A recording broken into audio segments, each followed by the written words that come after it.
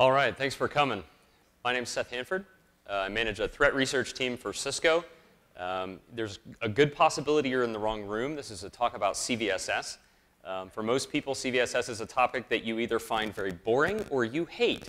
My hope is that by the end of this talk, while I can't promise that you'll love CVSS anymore, you might find it a little bit interesting. So I tried to do some research with a colleague of mine, Martin Lee, to look at vulnerabilities over the last 7 years and dive deep into what CVSS v2 has done for us as an industry.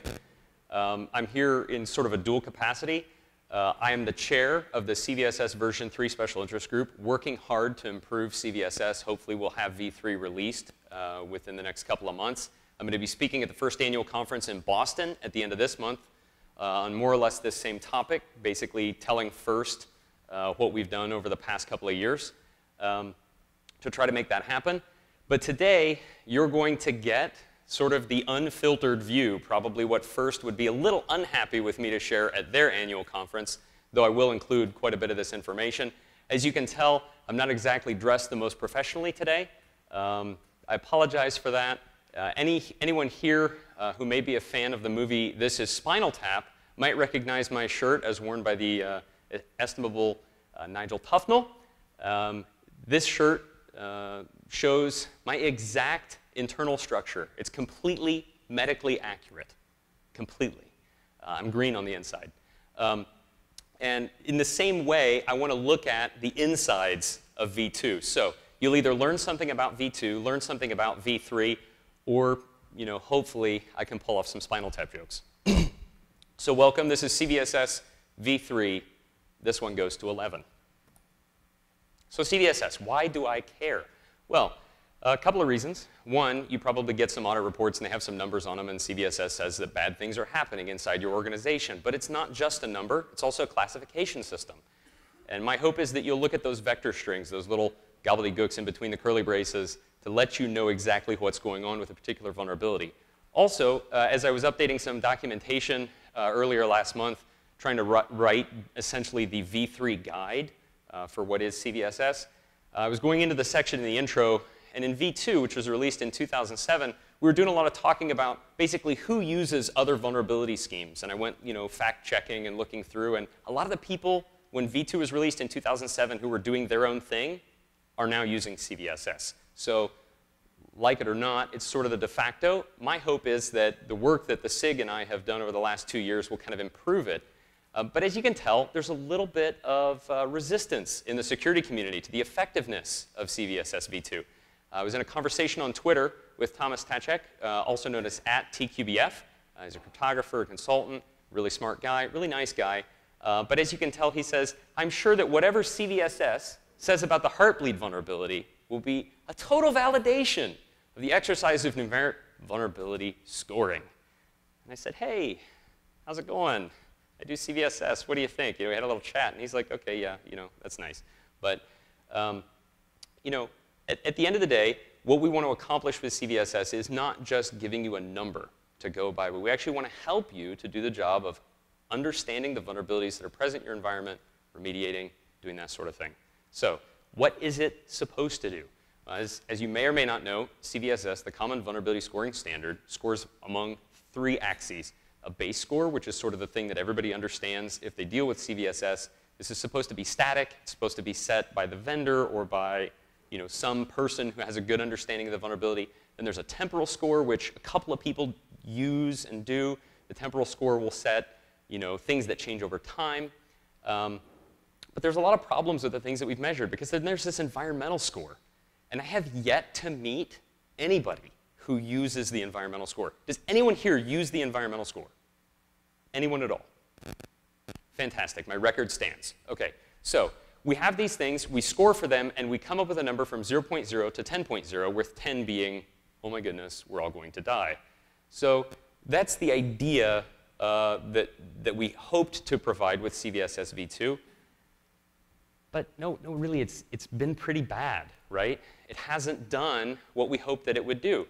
So when we deal with impacts, so it scores for confidentiality, integrity, and availability. Anybody who has a CISSP understands why we talk about those things. But we score that none, partial, and complete. So, okay, great, there's easy decisions. Does it not affect it? Okay, that's easy. Does it completely affect it? Okay, that's easy. Then there's this middle 99% called partial, right? Everybody hates partial because it doesn't really do anything to help me because it could be really bad. It could be like 98% of the system completely compromised, or a really, really important like 1%, like the password file, but we still call that a partial, right? It doesn't really make sense. Oracle recognized this. Oracle's been working with us in CVSS, this whole time. And they said when it was released, okay, partial doesn't do it for us because a lot of times CVSS, by the standard, is scoped to the host operating system. And a lot of times, if you're an Oracle customer, you have a database server and you install database software on it, and the whole reason that the server exists is for the database. And if you completely compromise that database, by the standard, you have to call it a partial impact. And they're saying, hey, we'll use partial plus. So it's a partial impact, but if this is the reason that this app server or database server or whatever exists, that partial plus is an indicator to you to tick these up to complete, right, and show that it's a really big deal. Also, access complexity. It's an overloaded metric. It's in what we call the exploitability subscore. It's how the attacker gets to the point where they're going to exploit the vulnerability. It's overloaded. It measures about 6 or 8 things. We have one metric. We score it low, medium, and high. And it's really hard to understand which of the 7 or 8 things we defined in the specification you're actually measuring. So you'll see some mediums or highs, and you don't really know why it's medium or high. But unfortunately, and I'll get to the data here in a minute, it's also the biggest variety in CVSS scores. There's actually a couple of folks who are on the SIG, Luca Iodi and Fabio Masucci from a university in Italy, who presented at Blackout the other year, and they said, hey, you can use access complexity to measure the exploitability and predict whether or not a vulnerability can be exploited, is more likely to be exploited.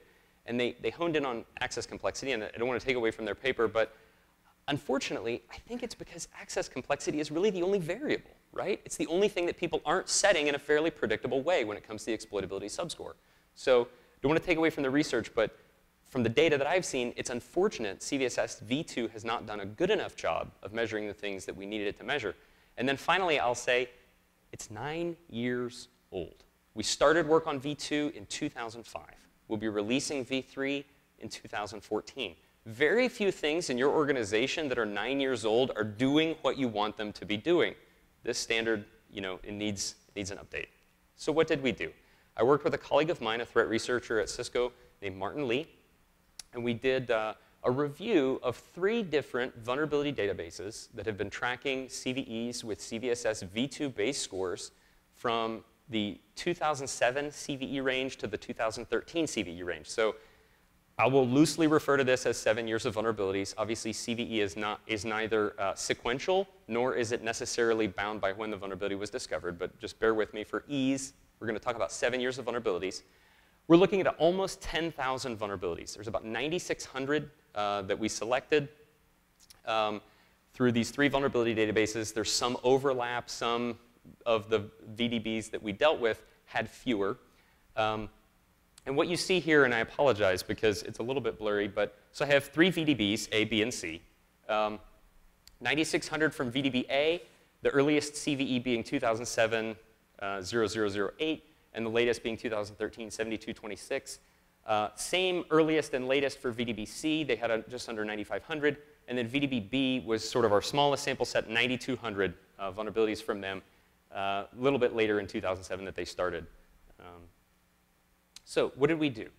We used a method called cumulative incidence of binary classification. So we took the base scores and we gave them a binary classification. So we said, OK, access vector has 3 different options. It can be network, adjacent, or local. And for the vulnerability, if it was a network vulnerability, we said network is a 1, and adjacent and local are 0s. And the way that cumulative incidence of binary classification works is you can start to see trends over time. And so we're hoping to pull out of this what exactly is happening with these vulnerabilities as time progresses. So if you look at the top left chart, say for a hypothetical classification, you have 1,000 items and a 50% chance that an item in that set is a 1. So over time, that top chart will trend upward towards 500. May end up a little bit higher or lower than 500, but it's going to go in that direction with a standard slope. The red line below it is an example of 1,000 items with a 25% chance of having a 1 versus a 0. So if you have a 25% chance, you'll trend upward towards 250. Now, the bottom right chart shows what happens if the frequency changes at a certain point. So if we use those same frequencies for the first 500 items, they're trending in the same direction. Then if we change the top line to a 75% chance of a 1, it'll shoot up. Now, it won't make it to 750 because the first 500 I've already classified, but it'll trend upward. Likewise, if we take the bottom one and we trend it downward from a 1 in 4 chance to a 1 in 10 chance, a 10% chance of being a 1 versus a 0, the line will flatten out and it won't even make it necessarily to 200. So you can kind of see a couple of things. We're looking for consistency. We're looking for a lot of, can we tell, have things changed in how people apply CVSS? And a few other things. We also did a cumulative base score count, right? So we wanted to see, are the VDBs following the standard that they're given? Is it something that is objective? Okay, so our cumulative base score counts, they pretty much overlapped. People were in pretty good agreement. Vendors A and C were pretty well in agreement. Vendor B slightly underscored them. We also looked at what those scores look like in the end. So VDB A was the highest score about 1,200 times and lowest about 1,500 times. VDB B was the highest only 650 times, but they were the lowest almost 1,800 times. And VDB C was the highest nearly 2,000 times and the lowest 723 times. So of course, there can be ties and things like that, but you can tell the VDBs are scoring against the same standard, but they're wildly different in how they're applying it, right? There's a problem here. Something is going on, and we can see that the CVSS scores for 3 people looking at the exact same sets of CVEs are not coming up with the same score. This should be equal. If it's an objective standard, these numbers should be equal, but they aren't. So what do we see? So we break it down. We're going to break it down by each of the metrics in the exploitability subscore. This is a good baseline. It's also typically the first metric that you see in CVSS. This is access vector. So this is not where does the vuln exist, but rather how does the attacker get to the vulnerability. So there's one problem in the documentation. A local vulnerability, like a file vulnerability that it's executed by a user on a system, if it can be delivered over the network, like you go to a web page to get it or I send it to you in email, we're going to call that a network vulnerability. So that's a little unfortunate. But it shows here that almost 8,000 of our nearly 10,000 vulnerabilities were scored network. And all 3 VDBs lined up. They agreed. This is how you define network, and we're in agreement. The second most common was local. And so local is kind of that lower line. I apologize, the line's a little bit faint here, but it trends upward. It gets almost to the 2,000 mark, okay? And then adjacent network. Everybody agreed on how to score adjacent network, but it basically follows the bottom axis, okay? So this is exactly what we want to see. Not necessarily these same slopes, not necessarily the same stuff for each of the metrics, but we want to see everybody in agreement, everybody nice straight lines, nothing's changing over time. So that's fantastic. CVSS v2 is perfect, and everything is going to work out, except we're going to look at authentication where it doesn't quite work out, but we're pretty close, okay? The lines have a really good slope. Everything is headed in a good trend. We're not changing over time. Except VDB A is just not playing along, okay? They're just not doing what they need to be doing because they're scoring no authentication, which for VDBs B and C are 90% of the vulnerabilities, unauthenticated vulnerabilities, okay? 90% of all vulnerabilities for the last 7 years are unauthenticated, according to CVSS v2. 3 VDBs. Unless you look at VDB A. VDB A says, no, it's more like, 75% of them. And then single authentication. Single authentication is the other thing that's measured, and it's really low. It's less than 1,000 vulnerabilities for B and C. But then VDB A, they're like, hey, there's more single authenticated vulnerabilities. It's a little bit higher, right? So something's going wrong. What could that be? Why, it's the documentation.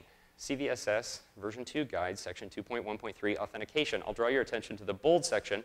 Specifically, for locally exploitable vulnerabilities, this metric should only be set to single or multiple if authentication is needed beyond what is required to log into the system. What that means is if you have a local vulnerability that requires an authenticated user to log in and do something, count them as unauthenticated. I don't know why, but that's what we said. So I think it was to avoid double counting, the idea that you have a local attack and you're authenticated, but there are such things as locally unauthenticated attacks, like bypassing a screensaver lock. I'd like to be able to measure that. V2 told me I couldn't. VDB-A disagreed with the standard, and they said, no, we're going to score it the way that we see it. We're going to score local vulnerabilities with single authentication. I'll show some data that backs that up a little bit later. So 2 metrics down, 1 really good, we're in agreement. Maybe the statistics are off, maybe the percentages and where they fall is a little bit off. This other one, okay, at least we're not following the standard, but at least we're being consistent, right? We've got authentication, we know what we want to do, we're going to ignore the standard. But for the most part, the VDBs are doing really, really, really great. None of these like squiggly lines, there's nothing that looks really awful and like not consistent. Okay, so access complexity. So this is where we get variation. Okay, so this is where we start to see people looking at a subjective measure and not really understanding how to deal with it. So what we see here is 3 VDBs that sort of start off, okay, well, first I'll say there's low, medium, and high. High is a line that basically tracks at the bottom. Nobody uses high, so that's a good indicator. Maybe we don't need high complexity. For low and medium, we see a pretty interesting shape, actually. Even though the lines are kind of squiggly, they don't really do what you would expect them to do according to the previous 2 charts. Here you see at least that we're starting off, and up until about vulnerability 3,000-ish in the line, everybody's kind of in the same page. They're maybe a little bit divergent from each other, but they're kind of in the same page. Then there's this flare, and we keep heading in that upper right, toward the upper right quadrant. So let's break it down and actually look on a per VDB basis what they're doing, because this is a little bit confusing. So this is VDB-A, pretty well overlapped, and then something happens, and they flare out. Okay? So they kind of keep a trajectory going away from each other. VDB-B has a little bit more of like a tuning fork shape, right? Things flare, but then they become parallel, and they start a little bit earlier with their divergence. I mean, almost at vulnerability 600 or 700, VDB-B is starting to diverge there. And VDB C starts the flare at the same time, roughly, that VDB-A does, but unlike A that continues to diverge, VDB C has a more narrow, but still a defined tuning fork shape. So I said, OK, this is really interesting. What happened? So I started to go back and look at the vulnerabilities. I started to look at just the relative time that these things came out. And again, this is all CVE ordered data, so it's not a strict time series. Anybody have any idea what started to happen in like late 2008, early 2009 in the vulnerability space? Any ideas? Mobile? No, a little too early for that. Anybody else?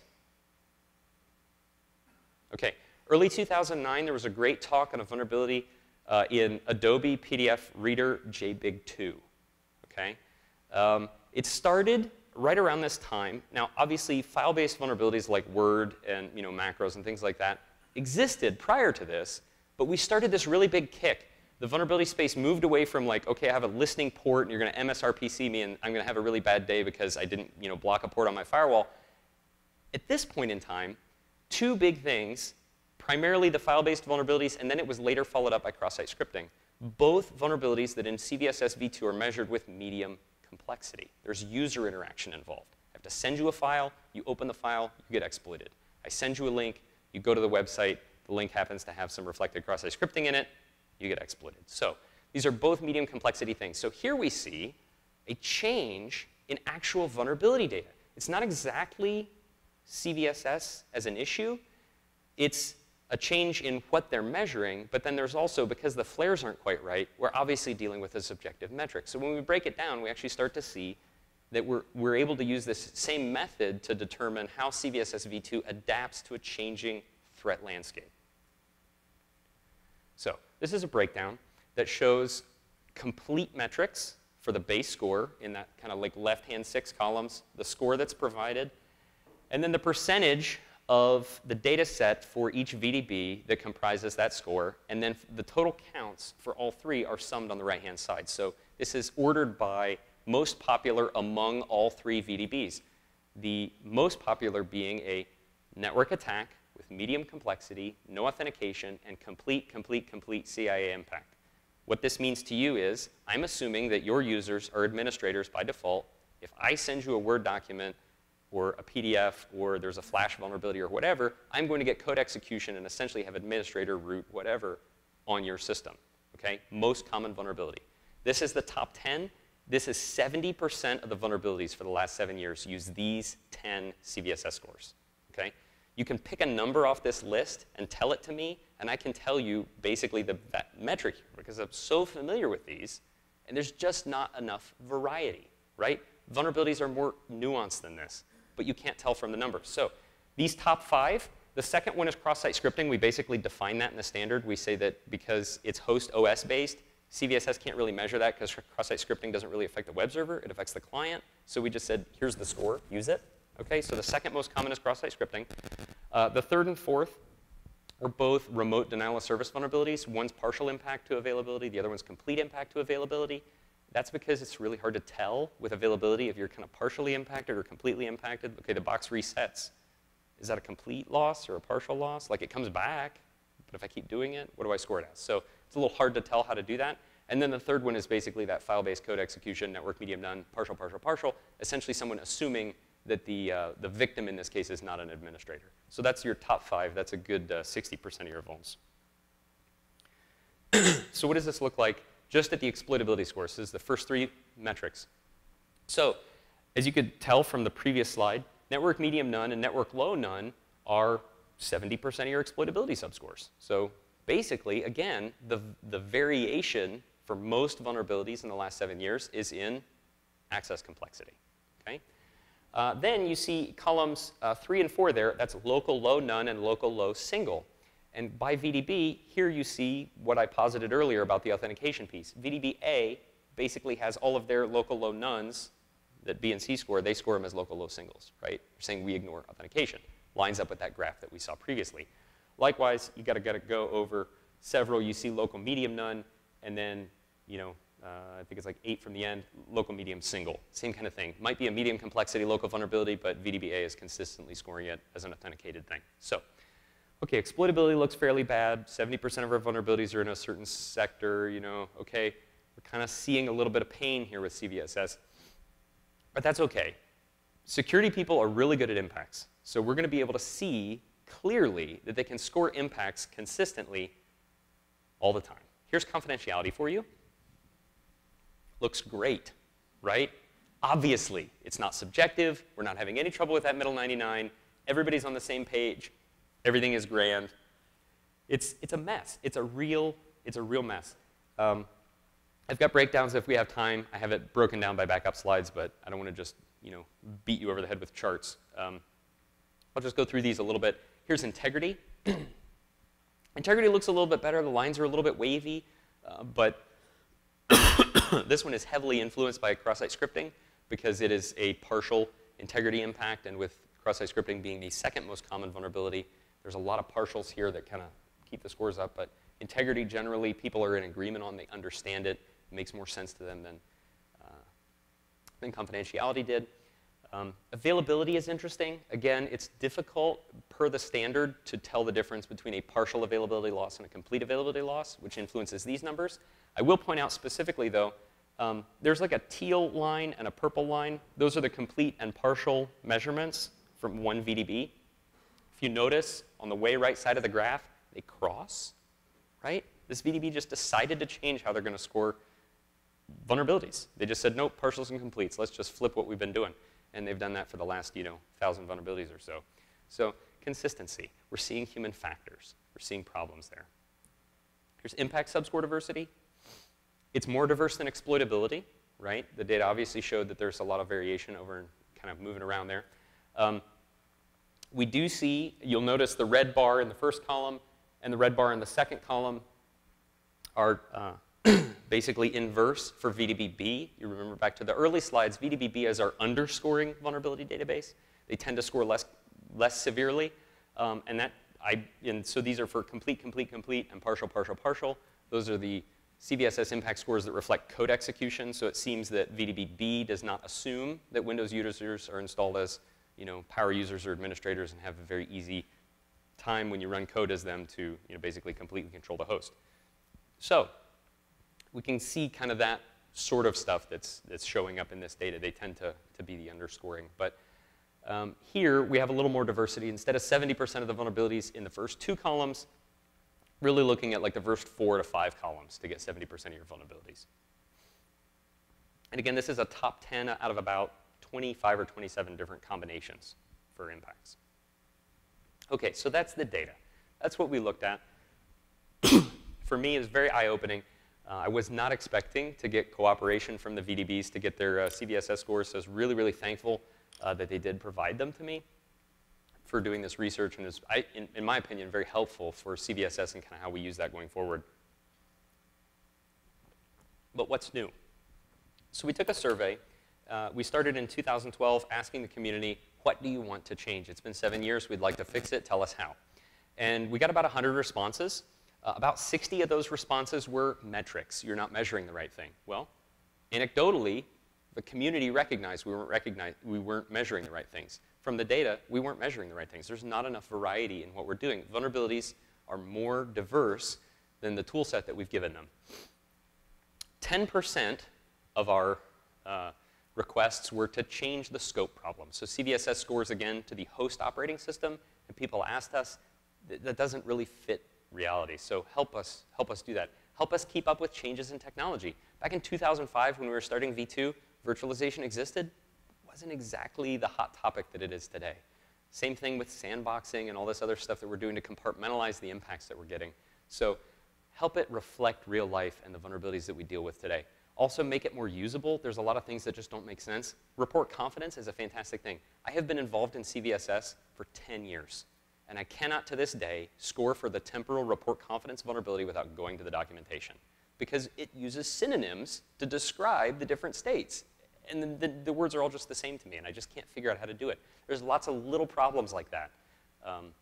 You know, I can't tell if it's something is uncorroborated or corroborated or unconfirmed or uncorroborated. I'm not really sure why we chose those words. But anyway, there's problems in the usability. There's metrics, things like target distribution that just don't really work. And then better training, better documentation. There was a whole section in the V2 guide called the scoring tips, which sort of suggested that they're optional, right? So some people use those tips and others don't. It's guidance, right? It's not exactly something I have to do, so maybe I won't do it, and very confusing for folks. So in matching modern technology to attacks, we have in V3 developed 4 exploitability subscore metrics. So attack vector instead of access vector, and we're changing this from where is the attacker to where is the vulnerability. We think that that's more useful to people to understand, because in the past, everything was network, because lots of things happen over the network. You know, that's great for me. I work for Cisco. But you know, it's bad for you if you can't really tell for your vulnerabilities that, you know, where it is and what's happening. So attack complexity instead of access complexity. And this is, we're breaking out some of those 7 or 8 things that were measured in access complexity, and this is going to stand on its own and be basically, what are the things that are outside the attacker's control? Either control of execution or control of reconnaissance. What does the attacker have to know for a specific system in order to do an exploit? Privileges required. So this is something that we kind of measured in access complexity, and we kind of measured in authentication, but we're completely getting rid of authentication because it's completely useless. Instead, we want to know, for the attacker, not for the victim, but for the attacker, what privileges do they need to have? And then user interaction. This is important enough to stand on its own. You know, 50, 60% of the vulnerabilities that we had were network medium none, which is V2 kind of indication that there's some user interaction involved. So we want to measure that on its own metric. With attack complexity, things are generally going to stay the same. I expect it to continue to be objective decisions. We redo this study in a few years. I would expect that these lines continue to be straight, continue to be, you know, overlapping the way that they were. You'll note that we added physical. And before anyone tells me, hey, if I have physical control of the device, I completely own it. Yes, I do understand. However, there are some few things that we may want to measure. We're going to test this out and see what it does. I'll also get to how we measure changes in scope, which may impact whether or not physical is important. But we thought it's worthwhile to say something is different from a local access to something where I may actually have to perform a particular keystroke, like the recent, what was it, like an Ubuntu screensaver bypass. You just like hold down enter, and then you get in. But you have to be at the glass, right, to make that happen. Also, those network user interactions are mostly going to be local vulnerabilities going forward. For attack complexity, you're going to have 2 measures. One of the things we tried really hard to do is anytime we could, move a decision from being a subjective decision to an objective decision. So with complexity, Yes, it may still be subjective, but we want to basically make it binary. Is there complexity or isn't there? We try to define complexity reasonably well, and then you just get to say yes or no. Likewise with user interaction. We went down this whole discussion of, well, is it complicated user interaction? Is it going to fool the user? Is it something they're likely to do? And we boiled it down and said, look, users do things we really, really, really, really wish they wouldn't. A lot. So let's just say yes or no. Are they involved? Yes? OK. So there's a little bit of complexity there added through a user interaction. Privileges required. This is one that I believe you probably will see more of the wavy line type graphs, again, if we redo the study with V3 scoring. But we think it's a pretty straightforward decision for security people to make. What privileges does the attacker need? No privilege? That's easy. I can figure that out. Is it low privileges? So this is basically like, OK, this is a general user, somebody that's not trusted with like really important things. Or is it high privileges, right? This could be administrator. This could be root. This could just be like a backup operator or somebody who can do extra stuff that you kind of want to keep your eyes on. And then 10% of the community responses we got asked us to deal with scope, the scope problem.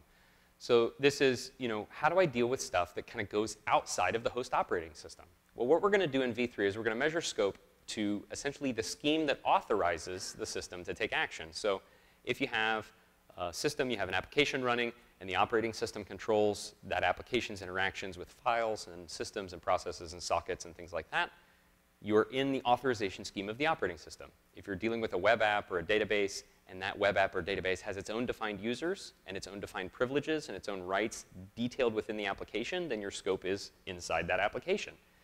If you are a guest operating system and you're interacting with a hypervisor or a peer guest and doing things you're not supposed to be doing, you might be authorized by the guest OS to be a user, but then you might be able to take action against the hypervisor, which has its own authorization scheme that's outside. I might be root on my guest, but I may have no privilege to touch the hypervisor, then I'm changing scope. Okay? So we're trying to keep it fairly open-ended. But then the question comes up, now what do you do? Right? Say I have a vulnerability, then a V2 is otherwise a 10. It's all the way across the board. I've got attack complexity, attack vector, privileges, user interaction, they're turned all the way up, right? Where do you go from there? Why, the only option is 11, right? So if you have a 10 in V2 and you change scope, it goes to 11. Good idea? Yes? Anyone? Why don't we just make 10 one louder? One more severe. Okay? That's actually what we're going to do. We're going to keep it as 0 to 10. We think that that's useful for people to have the same sort of measure. But we do understand that there's going to be some upward pressure on the scores. And with scope change will come a little bit of higher scoring. I think that's OK. I think that it reflects the needs for what we have in the environment. But we will make an effort to try to keep that level of usability in the standard because people remember and understand with all the changes, 0 to 10 still makes sense. Impacts. How can we address the middle 99 problem? Well, to go back to the earlier comments, a lot of times you'll have a partial impact that's really severe. Anybody in here heard of this CVE 2014-0160? You probably know it by its marketing name, Heartbleed. Anybody? OK. Heartbleed, it's a partial confidentiality impact, right? No action. 5.0, don't need to deal with it, right? Or do P's and Q's really matter? Private keys? It's an important thing. It attacks servers, it attacks clients. And this is the exact argument that kind of started the whole concern at the beginning of the deck. It'll totally vindicate numeric vulnerability scoring because a partial impact covers a wide, wide range. So what we decided to do is to say, OK, we're not going to measure none, partial, complete. We're going to measure none, low, and high. Low will be, OK, the attacker's either constrained in their scope or control of what they can get, but there's no serious impact to the system. And a high will be either a complete impact or a partial impact that has a direct, serious consequence for the scope against which the vulnerability is enacted. So in this case, you could say, hey, it's kind of important for my web server's private keys to stay private. Therefore, that's a high impact. It's not a huge logical leap. It just helps you to make the decisions that are really important for the systems that you're protecting. Gets us, again, into more useful measurement. A lot of people are familiar with a particular vulnerability database called the NIST National Vulnerability Database, NIST NVD. They do these group classifications. They call vulnerabilities low, medium, or high based on the range of scores. Community said, hey, we think that's a decent idea. We like scores. We like classification. We'd also like to know if something is critical or high or whatever.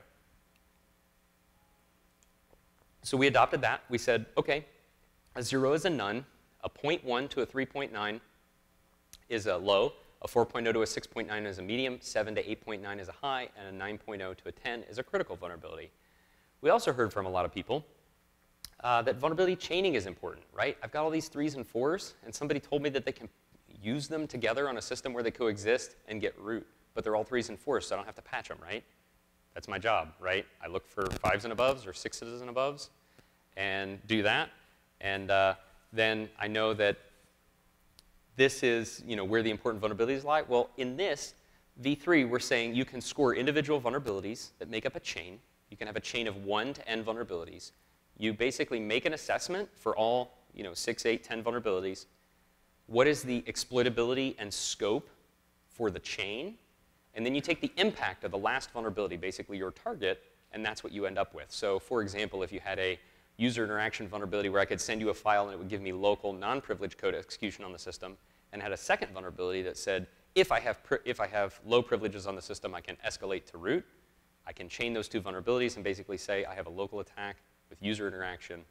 I send you the file, you open it, and now I have root. So you can do that and explain 2 scores for the individual vulnerabilities and 1 score for the chain. Also, we got rid of target distribution and collateral damage potential because nobody uses the environmental score. And so we can do that because there's no community backlash. Then we also introduced mitigations in the environmental metrics. A lot of times, because we want to try and encourage people to use parts of the specification that they haven't previously, we said environmental would be a really great way to try to get people to do more with scoring and see if it's useful to them, or if we can in the next revision, just remove it entirely. So we defined mitigations. And we said, hey, you can actually say, OK, I know that this service normally runs as root, but in my environment, we actually mapped out the permissions it needed, gave it its own group. It's got drop privileges. It only does the stuff it's supposed to do. I can set mitigated confidentiality, mitigated integrity, mitigated availability for my environment from high, high, high to low, low, low. And I can score the same vulnerability. It has a lower impact for me because I did a good job. So what does this look like in practice? Here's that file-based code execution. Network medium none, complete, complete, complete. That's the most common vulnerability for V2. What we're saying is it's file-based, right? It's something. It's a jar, a Java applet. It's a PDF, document, Flash, whatever.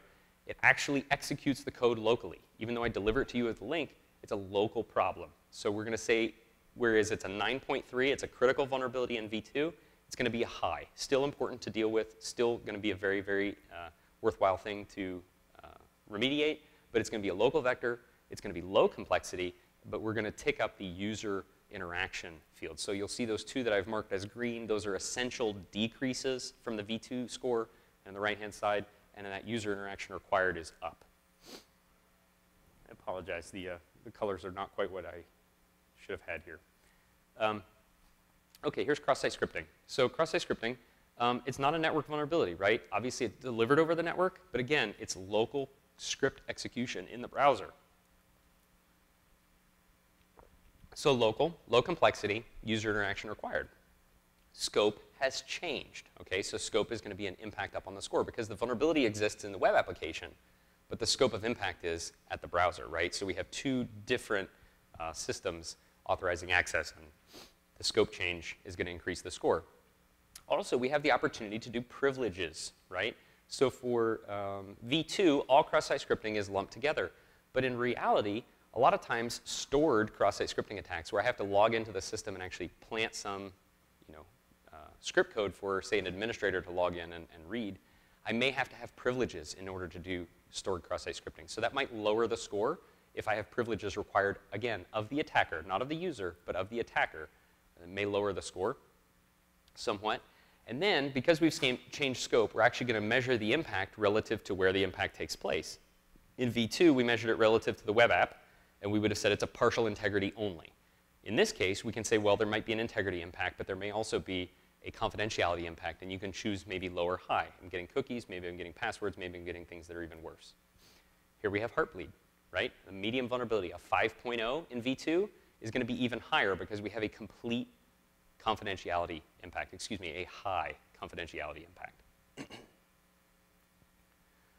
Here's the other file-based code execution. This is essentially the same thing. So this is the top 5.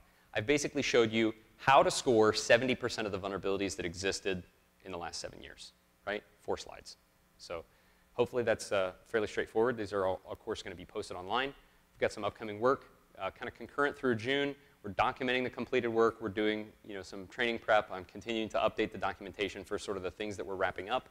I'm going to be at the first conference, June 23rd, presenting, again, similar material to this, and also doing sessions and whatnot for the whole week in Boston there. The public comment period, the equations are not done yet. We're having a lot of delays in trying to make that happen, but hopefully we will have the equations available. We're going to have at least preview documentation, and we're going to hopefully get the equations done within the next few months, and then hopefully sometime after the summer, so like in the August, September timeframe, hopefully we'll be able to push out a draft for public comment and get your feedback. And then what do we want to do next?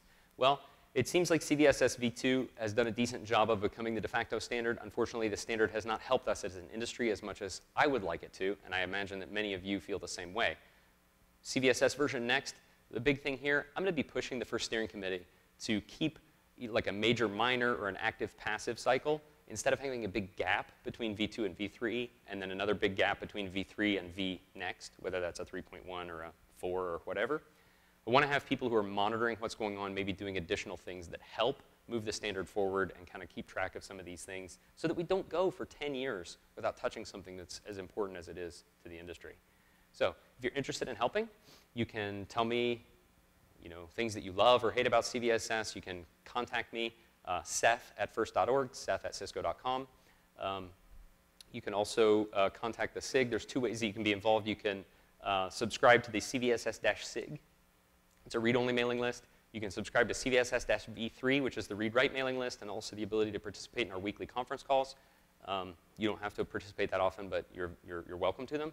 That does require the signing of an IPR agreement so that we make sure that V3 releases as an unencumbered standard, and nobody's going to come in and say, hey, my intellectual property made V3 even better, and now you got to pay me every time you assign a score. So we're trying to prevent that. And then, please read, comment on the draft. The public comment period, will be up, and we'll be very, very, very closely watching this stuff. I think that we reacted fairly quickly. There was a lot of work that we tried to do, but we actually put in that none, low, high for impacts. Basically, I submitted the vote for that the week that Heartbleed broke and said, yeah, guys, we really do need to address this.